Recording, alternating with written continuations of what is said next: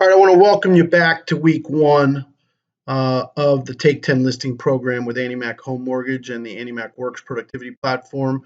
Again, my name is Russ Fitzpatrick, and I certainly appreciate your trust and confidence in me to guide you towards more listing inventory in next calendar year and beyond.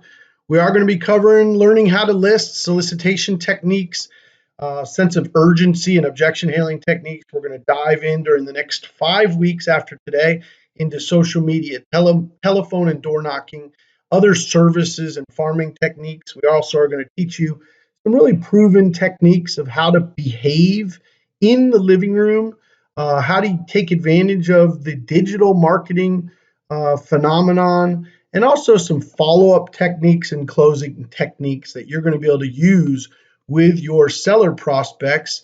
I guess the reason you're here is you believed me. Maybe you trusted me. Maybe you heard something in my voice that sounded like conviction, or maybe you're just looking for that major step change in income and production. That's only going to come from you taking listings in 2019, 20, and 21. If you want to be a lead lizard, if you want to be a chauffeur and a gopher, if you want to drive people around town for 6, 8, 10, 12 hours a day and have them buy a house every third or fourth time you do that, that's one way to build income. And I know some of you guys are online right now and you have, high six-figure income with primarily buyers, but having done it both ways and having managed hundreds and hundreds of agents across the country, your ROI is higher, your credibility is higher, you got signage in the ground, internet syndication and multiple transactions, and you have more buyers than you know what to do with. We talked about these income figures. Now, I think you can make doctor money in residential real estate. I have certainly made doctor money with a high school diploma and a residential real estate license. These guys are out there pounding 10 years of college before they can make 300 grand a year. I was making that when I was in my early 20s without any college, and kind of regret not going to college, but I did find my foothold in an industry that I seem to excel at. 112, I would consider that absolute minimum wage. If you're not making six figures, you might as well go work somewhere else. It's too hard. It's too late in the evening, too many nights and weekends. You got to make all your own expenses and you got to pay your board dues and everything. Don't bother. If you're not going to do 100, 120 grand a year, don't bother being in real estate. If you're not going to do 150, if that's not an aspiration of yours, then you might be better off with an employment mentality somewhere to work for a team and just take buyers out. But I promise, if you want to make doctor money, you've got to do what the doctor money realtors do. What would your life be like if you were banging down 20 grand a month every single month? What kind of car would you drive? What kind of house would you live in? What kind of vacations would you take? What types of restaurants would you frequent? And everything about your lifestyle could potentially have a major step change in quality of life, lifestyle, and financial security if you do what we tell you to do and take 10 listings. But in order to take 10 listings in this calendar year, you've got to upgrade your skills, manage your tasks, and we're hoping to implement some accountability within this coaching program. I'm going to ask you one favor. Just take notes. Get out a piece of paper so that you can not only comprehend the intention of what we're talking about today, but that you can refer back to it and actually, internalize some of these opportunities that we're going to talk about. Remember, I am not a mindset coach. I am not a life or lifestyle coach. I'm not a motivational coach. I'm simply a listing acquisition coach.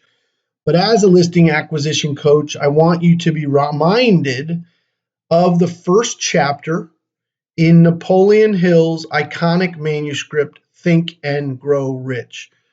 This book is revered by millionaires, multimillionaires, and billionaires all over the world.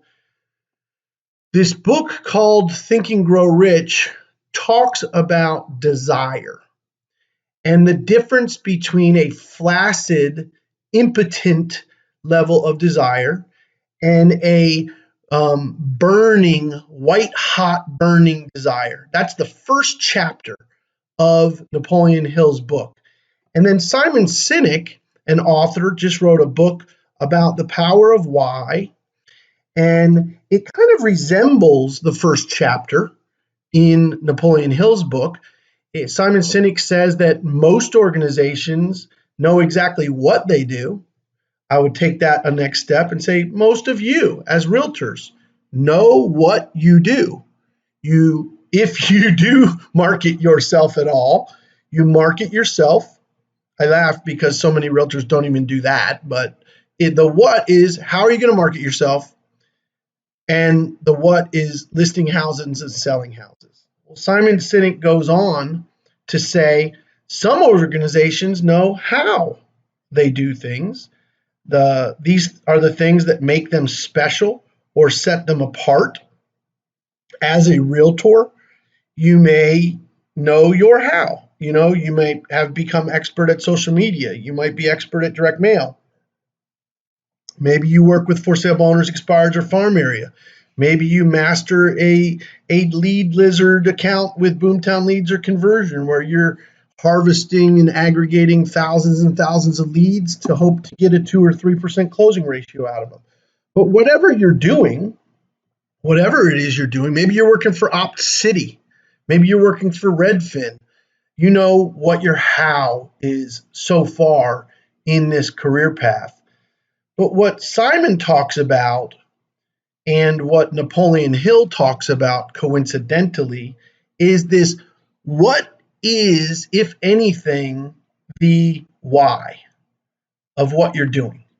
And Mark Twain has a very, very eloquent quote, one of my favorite authors of all time. Mark Twain, not only as a novelist, but as a humorist and a satirist, he says, I could help anybody get what they want, but nobody knows what they want.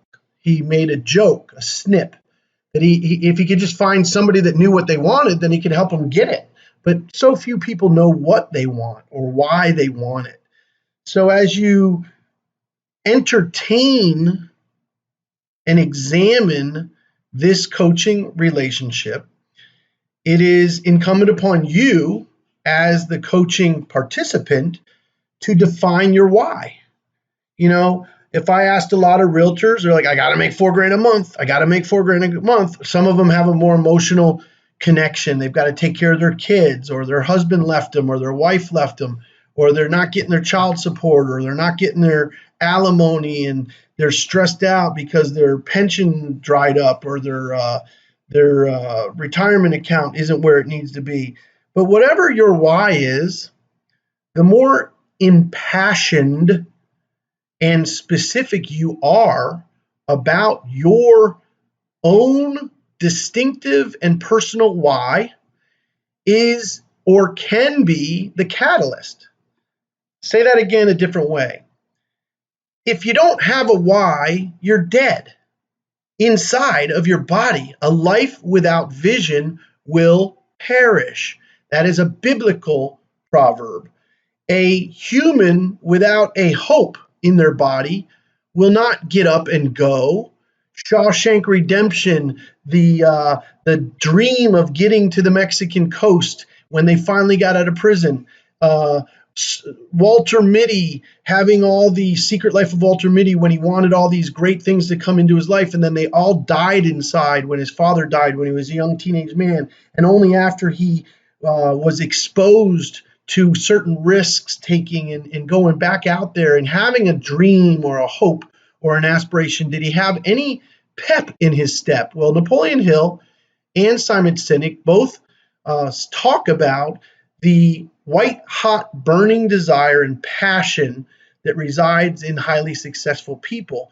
And I'll only ask you this: tomorrow morning when you shave or brush your teeth, take a moment and look yourself in the eye and ask yourself, why are you this committed realtor? Why are you a little lazy or apathetic at times? Why are you procrastinating the inevitable? Why are you afraid of objections and rejection and fear of of of of rejections or whatever. And more important, why are you on the freaking planet in the first place? Are you put on this planet to expose yourself to bills and payments and bills and payments and live your months out till the money runs out to get to the next month?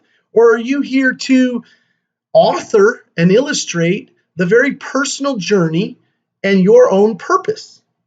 Now, I'm not a preacher, I'm not a motivational speaker, I'm a listing coach. But I'm going to tell you what, guys, I live, eat, dream, and sleep my hopes.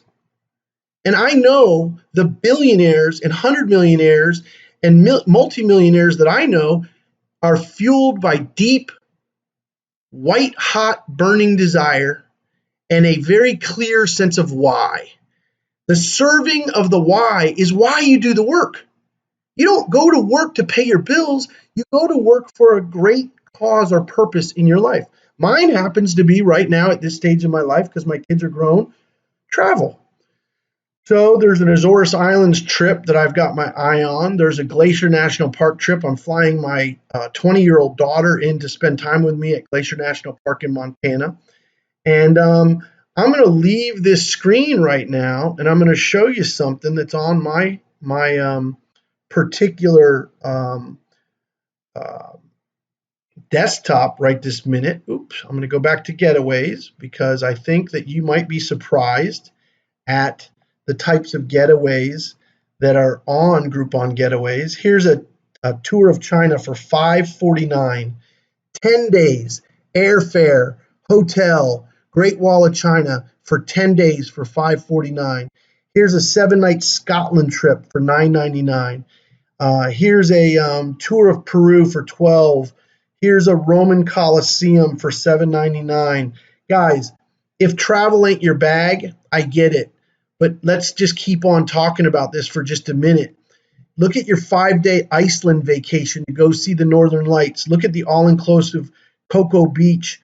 All of these Groupon Getaways represent some of the great motivators for me on the planet. Look at that Norway vacation. Look at the Paris vacations and the beautiful trips. This is what motivates me. Of course, that doesn't always motivate everyone. But for me, at the age that I'm at, travel and moments that take your breath away and landscapes and beautiful sceneries are what I get a kick out of. Maybe yours is automobiles. You know, maybe you've got your eye on a convertible Mercedes or a BMW. Maybe you've got your eyes on a special sports car. I don't mean to get you dizzy. That new Hyundai Genesis G90 is slick as snake oil. There's a new Mercedes product. There's a Range Rover product. Who knows what it is that excites you, but you better have something, or you're going to be a flaccid, impotent realtor that, drones through your day-to-day life because you have no deep, burning desires. Perhaps you're a little more pragmatic, and the home that you live in is a little too small or is not in the neighborhood that you want to live in. I implore you, get specific about your why, and you will see your motivation and your neurological vibrational temperament will excel. What I just said is your mind vibrates at a higher rate when you're committed to a particular outcome. I told you on my orientation, I'm putting 5 kids through school, college, couple are already out, couple are still in. Maybe that's your driver. Maybe you've got a couple kids and you have a particular college budget in mind, and that's going to fuel your drive. Whatever that is, get clear. And for some of us, we're a little closer to that end of our career than the beginning end of our career. And some of us, retirement planning and managing our legacy and our comfort in retirement is really what drives us. But with all due respect to the listing acquisition coach and not being committed to be a lifestyle coach, Google the word Simon Sinek. Watch his TED Talk. It's 18 minutes long, for God's sakes. And I guarantee you there's more in there for you than at the entire 4.5 years that my kid was at Florida State. One 18-minute video to me is as valuable as 4 years at Loyola. So the TEDTalk.com, the YouTube channel, 5 minutes for Simon Sinek, Start with Why, How Great Leaders Inspire Action, What Good Leaders Make You Feel. Check those videos out. If you have a burning desire to succeed, I'm pointing you right towards the answers that the highest level executives that I know work from in their day-to-day life. And like I said, maybe it's travel, maybe it's more pragmatic, maybe it's your homestead, maybe it's your vacation home that you're burning to get to, but you're not going to do the difficult work that's ahead of us. I guarantee it. Remember that kid asked me, what do I guarantee? I guarantee you didn't do the work if you don't get the listings, because I've done it with thousands, literally, of agents, and I've done it myself for 32 years.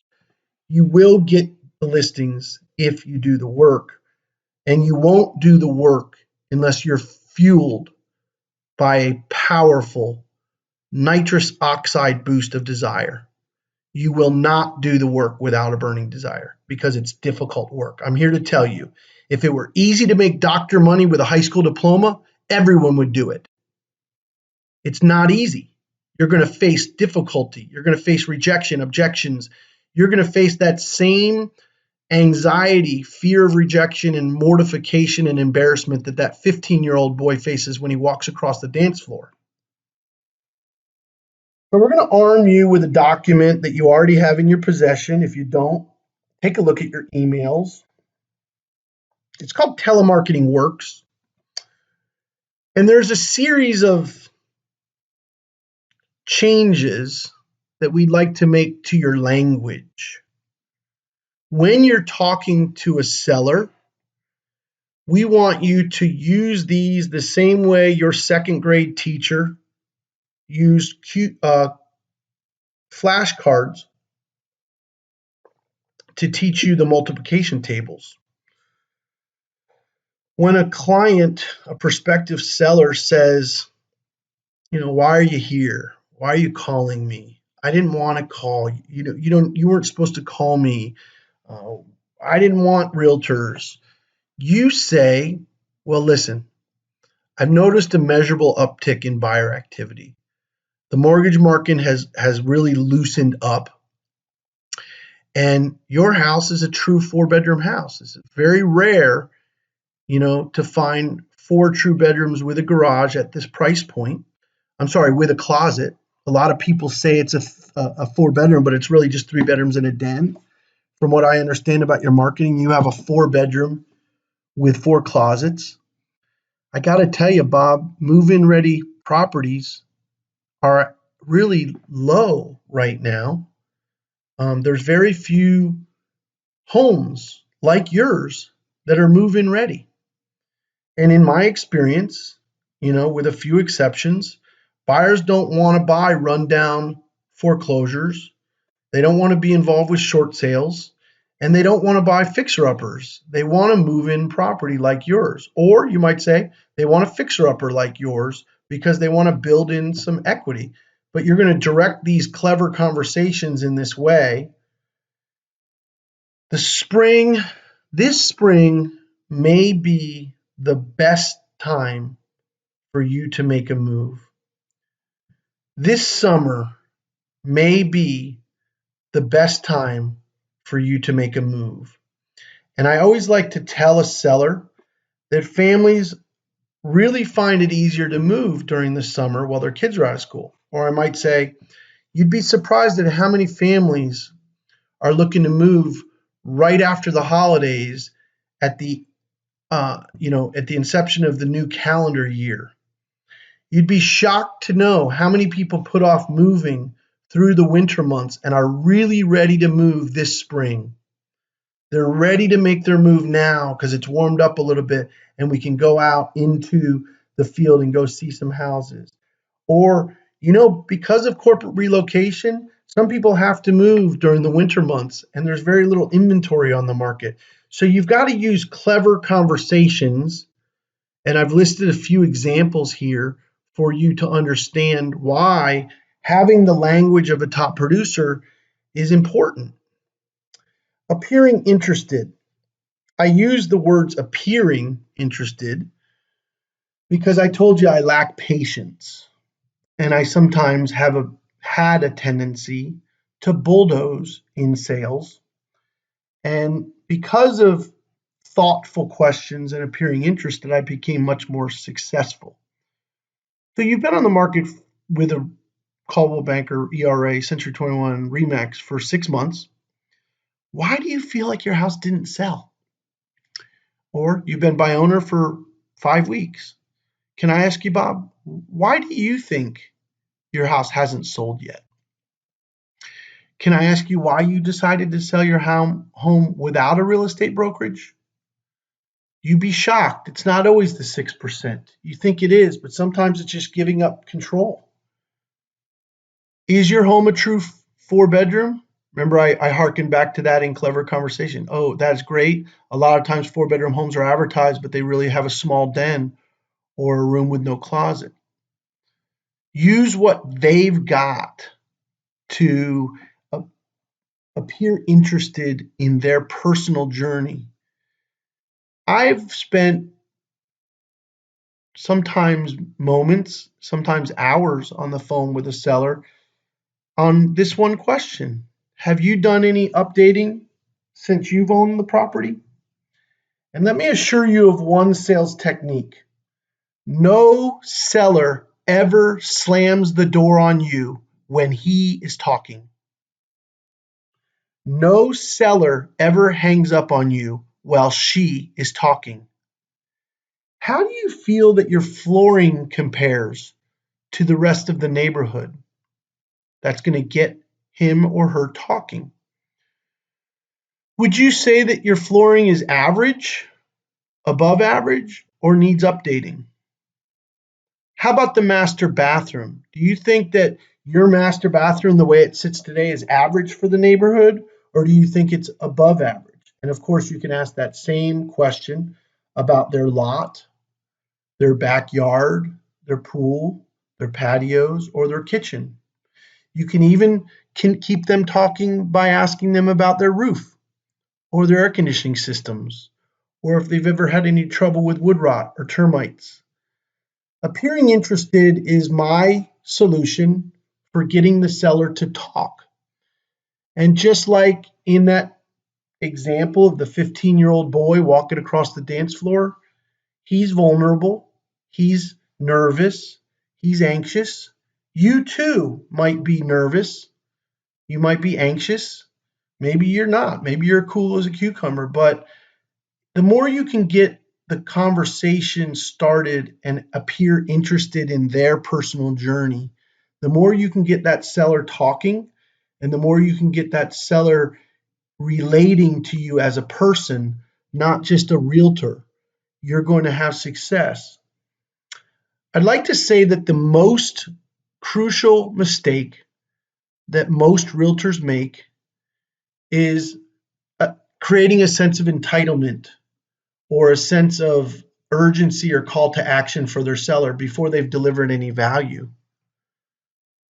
You're asking for the largest, most expensive transaction that the person has ever done, and you don't even know their first name. You don't even know where they're moving to. You don't even know, why they're moving, and you're making this assumption that you're going to get the listing or that you somehow deserve the listing. I found that it's relationship first, service second, and asking for the business third. There's a movie, Glengarry Glen Ross, where Alec Baldwin's famous speech says, "Always be closing," and I've taken exception to that my whole life. The first time I saw it, the hair on the back of my neck rose up because it's not always be closing. In residential real estate, it's always be serving. ABS, not ABC. Always be serving, asking thoughtful questions, appearing interested, having some conversations, getting to know each other. If you've ever found a really good real estate agent, would you consider trying to move this spring? Would you consider trying to move this summer? A great question is, have you ever looked at how affordable your mortgage is going to be on your new home? Don't gloss over this. It's the second line of the Ask Thoughtful Questions on your screen right now. Ask the seller, the prospective home seller, have you ever taken the time to look at how affordable your mortgage is going to be on your new home? A lot of sellers today don't understand what a 4.5 or under 5% interest rate does, or a lower interest rate does in the affordability index of their next home. Could I introduce you to an Annie Mac home mortgage professional that's a friend of mine and have him quote you out the mortgage affordability on your new home? Because what if they didn't know they could buy their next home for $1,250 a month? And what if they were waiting to make all this extra money on the house they're selling because they didn't realize that the mortgage was going to be so cheap on the next house they bought? Have you started looking for houses at all? That's a really important question. Have you just been putzing around on Zillow or Realtor.com, or have you actually went out and looked at some houses? What if we could start to focus on the affordability of the new home, and then maybe it will better justify you moving forward here in the spring, rather than waiting until the summer or the fall when the interest rates might climb? Intellectually, do you understand that? Do you understand that if you wait 6 months and interest rates tick up 1.5 points, you may, in fact, pay more for your new home, and you might mitigate all the savings that you thought you were making by saving a few commission dollars? Have you received any offers on your house in the past 30 days? And then here's a thoughtful question. Can I just ask you, is there any chance that you could be missing some of the most highly qualified buyers because your house isn't on the market? That's specifically directed to an expired or a buy owner that's trying to sell their own house. Is there a chance that you could be missing some buyers not being on the market today, that you're not on the market? So these qualified buyers are relocating and they're not even seeing your house? A good question to ask a seller when you're getting further along in the relationship, not too early. This is for after clever conversations, after appearing interested, and now you're starting to ask them thoughtful questions. Do you think it might be interesting to see the difference between working with a company like ours, this company that mobilizes the entire real estate community and really leverages the World Wide Web? Do you think that that might be interesting to see how many more qualified buyers come through your home, and maybe the offers that you get are actually better? Isn't everything in sales a function of supply and demand? So if I'm able to increase the demand by mobilizing the entire real estate community and leveraging the World Wide Web, would you be able to see maybe more qualified buyers coming through and potentially create a higher demand and maybe even a higher price for your home? As a third party, I've been offered 3% from almost every buy owner that I've ever talked to.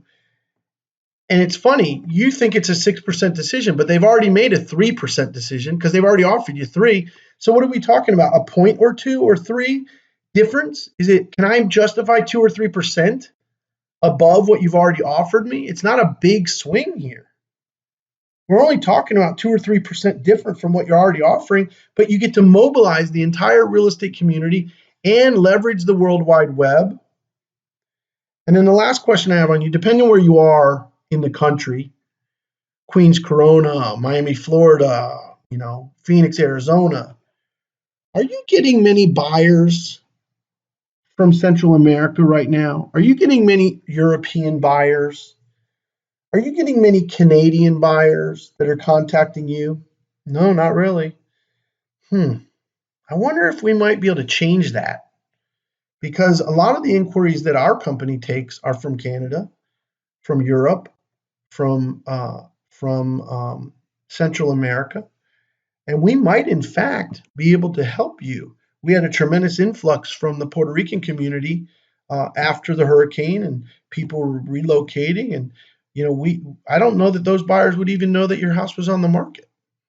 And the last thing I'll say in a very thoughtful question is, just as a matter of curiosity, there was a big relo that happened from Seattle, and there was hundreds and hundreds of buyers that were relocating to this new headquarters here in Palm Beach, Florida. Did you get to entertain any of those relo buyers? See, I don't think they knew your house was on the market.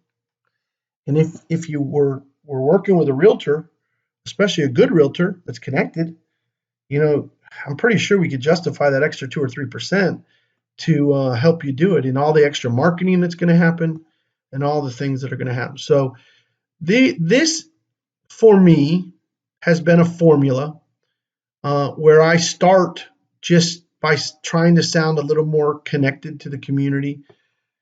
The next objection handling skill that we want to talk about is the objection of procrastination or apathy.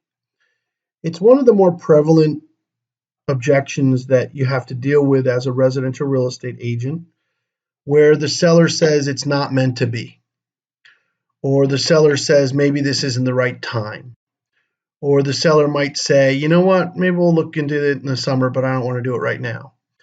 In order to overcome that objection, you need to understand the affordability index and the interest rates on mortgages and how it affects their decision making. So in a rising interest rate market, which we're in right now, it might occur to you that by waiting, you're going to lock in a much, much more expensive mortgage payment for possibly the next 20 to 30 years. So when you amortize the decision to wait against a rising interest rate market, you may discover that waiting 4 months costs you $39,000 over the course of a 30-year mortgage. There's so many ways that you can show a seller how low inventory today and the fact that there are fewer houses for sale potentially is a reason to act now rather than waiting. Maybe it is the pace of the market and that there's certain consumers that are desperate to get into your neighborhood before the school year starts or before the holidays or before interest rates rise. And that by waiting, the seller may actually be risking higher inventory, which means more houses to compete against and less buyers. Because when interest rates creep up, there might be fewer buyers that can afford that neighborhood. Today, we might be seeing multiple offers. We might be seeing a strong seller's market that involves bidding wars or actual multiple offers that raise the price of the house. Perhaps that the mortgage market is a little looser now, and there are non-QM loans, and there are different type of financing for self-employed individuals, or that the credit scores have lowered back down for a consumer to get a mortgage, and it's easier for them to get financing, and maybe that could change. And then I always like to use, and I encourage you to use annual seasons as a reason to make a decision now. So you might consider this a manipulation, but I will tell you that it's sincere. It's just that you have to use the times as they fit for the time that you're talking to the consumer. So let's say we're talking in January, and I say to you, do you realize that interest rates are low and that the affordability of your home, and we talk about that. And then we talk about the fact that there's low inventory right now. And then we talk about the fact that buyers are a little bit hot right now and the mortgage market is loose. I might end on something like this. I'll just tell you a little side note if you want to consider it. A A lot of families wait until the kids are out of school to move. They wait until the summer. But what I've found after 30 years of doing this is if you list your house in January and February, the spring market is really, really busy. And because you're waiting for your kids to get out of school, sometimes you don't list your house until May or June, and you miss that busy, busy, busy spring market, and you end up with your house on the market in, July, August, and September, and then you might miss the rush of people that are trying to actually move, not buy a house, but move while their kids are out of school. So we could sell your house in March for a April, May, or June closing that matches your own intentions, but by waiting, you hurt your marketing leverage. You actually harm your leverage as a seller by waiting. You could say the same thing about the holidays. You could say the same thing about the summer. Don't wait until October, November, December. I'm telling you, that's when things slow down and they are expecting the interest rates to rise. You might actually benefit by getting your house on the market in June, July, or August rather than waiting till August, September, or October, because not a lot of families want to move during the holidays. Now, if it's coming up on the holidays and someone's trying to delay you, think about how beautiful your home is going to look when it's decorated for the holidays. Think about the purchase of a home is such an emotional decision. And when you see the holidays and you see the warmth and the family together and you see that, it evokes a strong sense of emotion. And conversely, most sellers hesitate to list their home for sale in the holidays. So there's very few houses on the market. And my last real passionate move here is that if your house is on the market in December, you're not attracting people who want to close in December. You're attracting people who want to close after the first of the year, January 30th, February 15th. So if you want to sell your house between Valentine's Day and tax day, if you want to sell your house between February and April, you probably want to get it on the market in December so we can get some of the preliminary marketing stuff put together and get this thing done.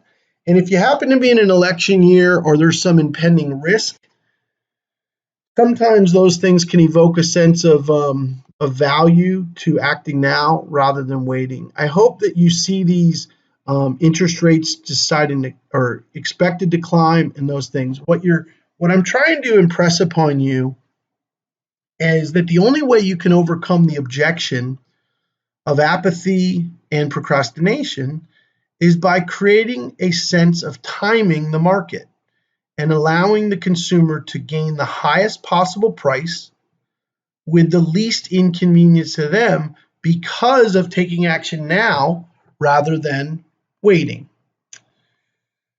So I'm going to give you your first assignment for the Take 10 listing program. Let's make an assumption, and I'm just going to tell you I want to sell my house in South Florida. I want to sell my house, and I'm entertaining realtors. I got an idea that I want to list my house, but you found out that I was thinking about listing my house, and my number is right there on your screen, 561-405-7965. What I want you to do is I want you to sit quietly, maybe even jot down some notes about some of the things that we just talked about, or whatever's intuitive to your previous sales experience in real estate. Take a few moments to look over your telemarketing works agenda and come up with your best 60 to 120 second message that you want to leave for me, and dial my number. Don't worry, I'm not going to pick it up. I have it set on Do Not Disturb. So that's a trademark of mine. I never answer my phone. Everybody hates it, but text me if you want to talk to me. Don't worry, I won't pick up, but do dial my number, 561-405-7965, and leave me a message as professional as you would leave to any seller that you were ever trying to solicit. It is my goal to understand your sales strategy. Why should I call you back? And what do you want me to know? What is going to provoke me in your message to dial you up? Why do you stand out? Why is there something of a call to action? And if you could leave me that voicemail,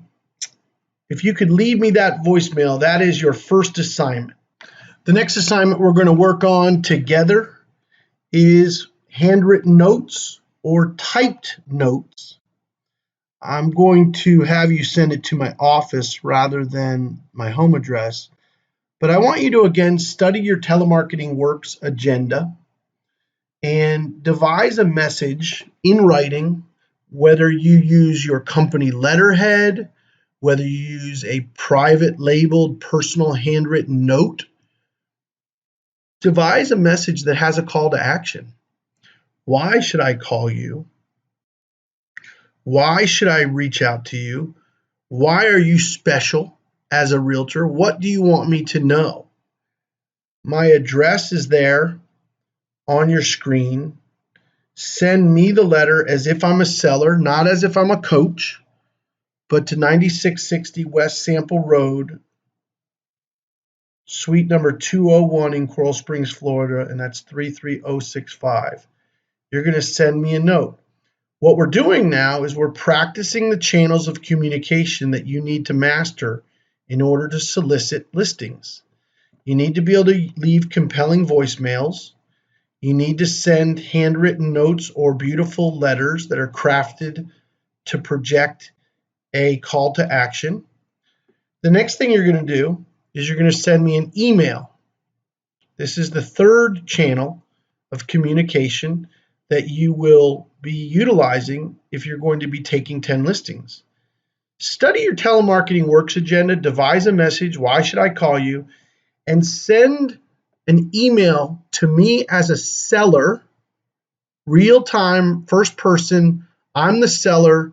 Send it to coaching@AnnieMacWorks.com and go ahead and send me whatever you think I need to know in order to want to call you back.